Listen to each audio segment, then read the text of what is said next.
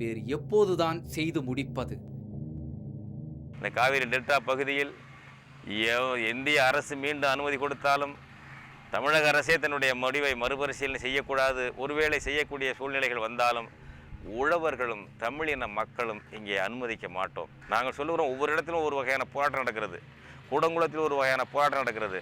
ஆனால் இங்கே ஒரு வித்தியாசமான போராட்டம் நடக்கும். அது எப்படி என்றால் ஆயுதம் ஏந்தாத கொரில்லா போராட்டமாக நடக்கும். இன்றைக்கு பல மக்கள் இயக்கங்களும் தலைவர்களும் இந்த அபாயத்தில் இருந்து தமிழ் மக்களையும் தமிழ் மண்ணையும் மீட்க போராடி கொண்டு இருக்கின்றனர். அவர்களோடு கரம் கோத்து களத்தில் இறங்கவில்லை என்றால் நம்முடைய நாளைய வாழ்வும் நம் சந்ததிகளின் நலமும் நிச்சயம் சமாதிக்கு சென்றுவிடும்.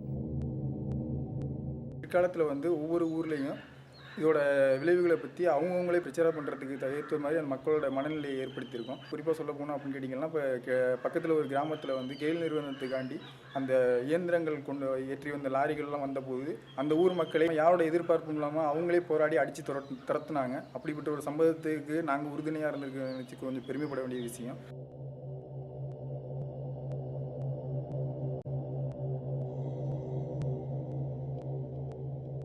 மணல் எடுக்க, தண்ணீர் எடுக்க ஒப்பந்தங்களை உள்ளூரில் உள்ள வெகு சிலருக்கு கொடுத்துவிட்டு அவர்கள் மூலமாக போராடும் மக்களை இந்த அரசும் நிறுவனமும் பிரிக்க முயலுவார்கள். எப்பொழுதுமே நம்ம போராட்டங்கள் முன்னெடுக்கும் பொழுது இதை உடைப்பதற்காக அந்த திட்டமெடுக்கக்கூடிய நிறுவனங்களும் அதற்கு துணை புரியக்கூடிய அரசுகளும் நிச்சயமாக மிக கடுமையாக வேலை செய்வாங்க. இதுக்கு இங்கே தமிழ் சமூகத்திலேயே இருக்கக்கூடிய சில நுண்ணிய பிரிவுகளை அவங்க அதற்கு தகுந்த மாதிரி பயன்படுத்துவாங்க. அந்த பிரிவுகள் அப்படிங்கிறது சாதியாக இருக்கலாம், மதமாக இருக்கலாம், கட்சியாக இருக்கலாம், வர்க்கமாக இருக்கலாம், எதுவாக வேணாலும் இருக்கலாம். சாதி என்று சொன்னால் தமிழ் சமூகம் உடனடியாக உடையும் என்பது அரசுக்கும் பணக்கார முதலாளிகளுக்கும் நன்றாக தெரியும். அற்புதமான ஆற்றினையும் விவசாய நிலத்தினையும் காற்று பறவைகளையும் இழந்துவிட்டு அனாதைகளாக நாம் வெளியேற வேண்டுமா? நிலமற்ற அகதிகளாக மரியாதையற்று அலைய வேண்டுமா? நம் குழந்தைகள் சாக்கடைகளிலும் சாலை ஓரங்களிலும் அலைந்து திரிந்து நோயுடன் சாவதை பார்க்க முடியுமா? இந்த வாழ்க்கையை இனி ஏற்கத்தான் முடியுமா?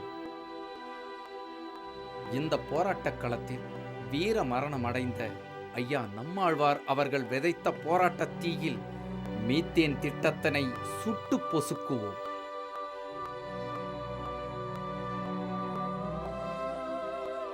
அதுவே அவருக்கு நாம் செய்யும் உண்மையான மரியாதை. வாழ்வுரிமையை வென்றெடுக்க போராட்டம் ஒன்றே வழி என்பதை உணர்ந்து நாம் கரம் கோக்கவும் களம் காணவும் தயாராக வேண்டும்.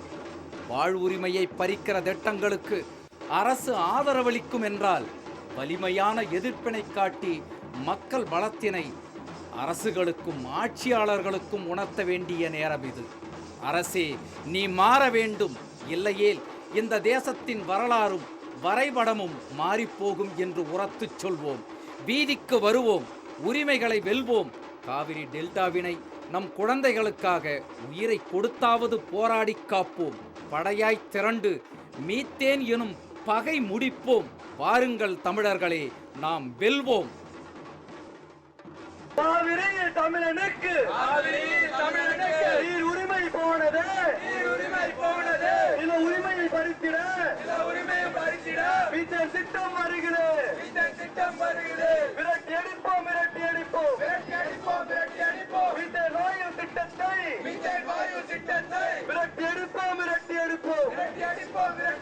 விளை நிலத்தை தரிசாக்கும், விவசாயத்தை பாழாக்கும் மீத்தேன் எடுக்கும் திட்டத்தை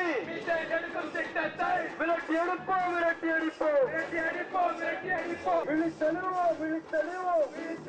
விழித்தெழுவோம் தஞ்சை மக்களை விழித்தெழுவோம்.